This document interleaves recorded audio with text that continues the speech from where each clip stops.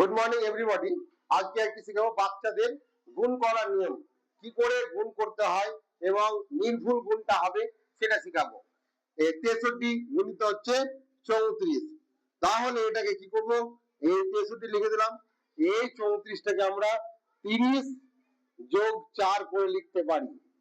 ঠিক আছে, তাহলে এখানে কি হলো, 63 গুণ হচ্ছে 30, আবার 63 গুণ হচ্ছে 4, এটাকে সমান করব।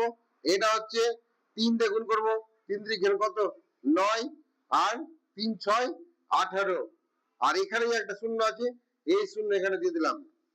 আর এটা কি হবে, 3 4 12, এই 3 4 12, হাত থেকে 1, 4 6 24, আর একে 25 এর 25।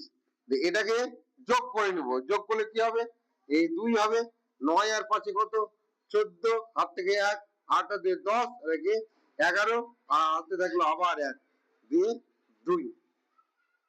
এই হয়ে গেল আমাদের উত্তর। বোঝা গেল? আমার এই অঙ্কের ভিডিওটি যদি ভালো লাগে অবশ্যই লাইক কমেন্ট শেয়ার করে দিবে। সকলকে অসংখ্য অসংখ্য ধন্যবাদ। Thank you.